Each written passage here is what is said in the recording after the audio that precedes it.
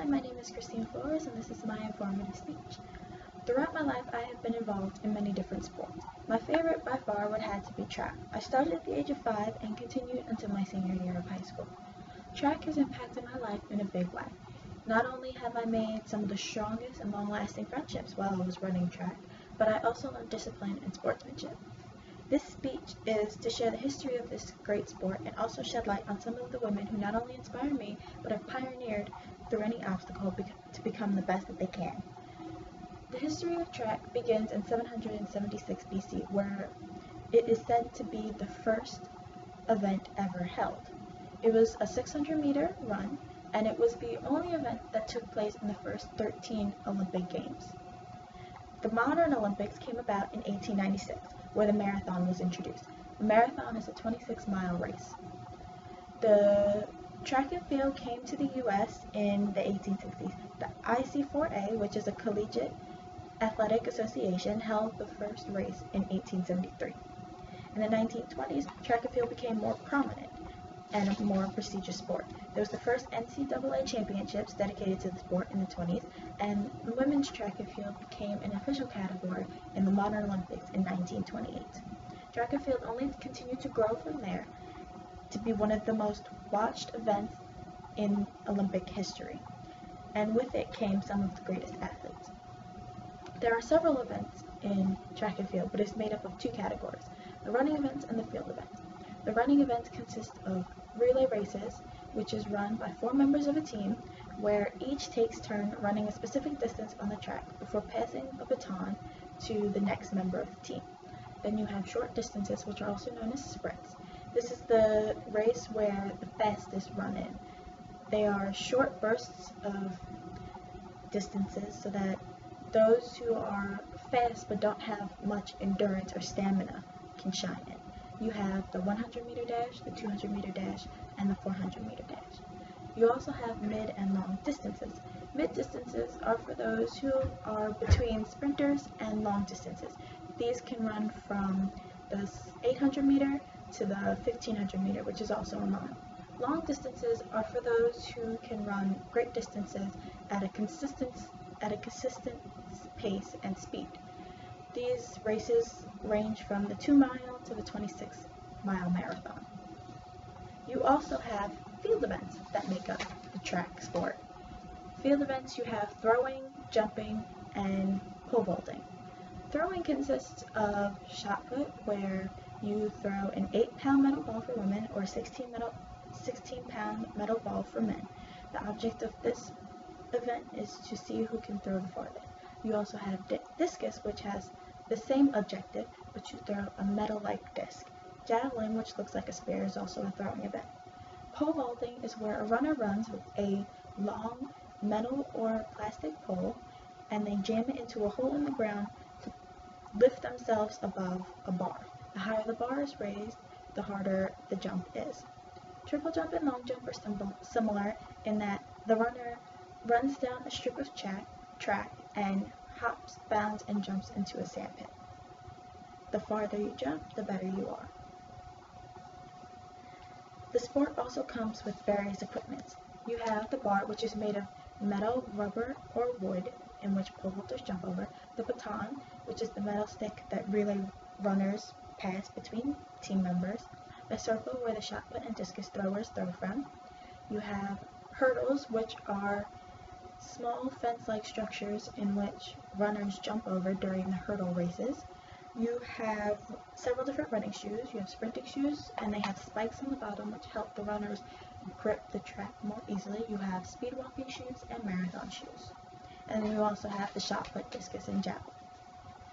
This sport has produced some of the best women Olympic athletes in all time. One of those would be Wilma Rudolph. She was the first American woman to ever win 3 gold medals in an Olympic track event. She was born on June 23, 1940 in Bethlehem, Tennessee. She was the 20th child of 22. When she was 4, she contracted polio, which is a degenerative disease which eats away at your muscles. While she had polio, she was also susceptible to pneumonia and scarlet fever. Although she survived these, her left leg was paralyzed. In order for her to regain mobility of the leg, she had to go through intensive therapeutic massage for 2 years. When she was 5, she was given a metal leg brace to help stabilize the leg. All these years of hard therapy paid off because when she turned 11, she was able to take the brace off and begin walking normally. But she wasn't only just walking. Soon she began running at an alarming speed. She was beating everybody in her community and in her class. In high school, Rudolph tried out for the track and field team and easily made the team. There, she dominated every event she did. In 20 different races, she won them all. In 1956, Rudolph hit it big. She qualified for the U.S. Olympic team to go to Australia, and she was the youngest on the team. She was only 16 at the time. During those games, she only won a bronze medal in the 4x1 relay, but that did not stop her. In the next Olympics in 1960, she qualified again for the team to go to Rome. There she won 3 gold medals in her track events. She won in the 100-meter dash, the 200-meter dash, and the 4x1 meter relay. After her success in the Olympics, Rudolph and her team traveled through Europe, and she was winning every race that she ran. She won many prestigious awards and participated in the top events of this sport. Unfortunately, on November 12, 1994, Rudolph lost her fight with cancer. She died in Nashville, Tennessee. The Olympic flag was draped over her casket. She was dubbed the fastest woman in the world during the 1960s. Because of women like Wilma Rudolph, she inspired many to become greater than they are. This includes Jackie Joyner-Kersee. She is another American track runner who was the first American to get gold in the triple jump at the Olympic Games, and she was also the first woman in history to win more than 7,000 points in heptathlon, which is a 7-event race. She was born on March 3, 1962, in St. Louis, Illinois. As a child, she studied dance but knew it wasn't for her. She began to try out for the track program. In the beginning, she wasn't very good. She wasn't very good at running, but she became better, much better. At the age of 14, she had won the first of 4 National Junior Pentathlon Championships, which is a 5-event race. Her continued success followed through her high school, where she dominated not only track but basketball. Joyner-Kersee originally went to UCLA on a basketball scholarship, but because of the death of her mother during her freshman year, she decided to become more than just the average athlete. She not only focused on basketball, but she began jumping for the school's track team. She began dominating not only in the long jump, but in the 200-meter dash. In 1983, she qualified for the World Track and Field Championships in Finland. Unfortunately, she couldn't go because she had pulled a muscle in her leg. But in 1984, both her and her older brother Al qualified for the U.S. Olympic team. That year, Jackie won the silver medal in the heptathlon. She lost by a mere 0.06 seconds. But in 1985, she had set the U.S. record in long jumping, measuring a whopping 23 feet and 9 inches.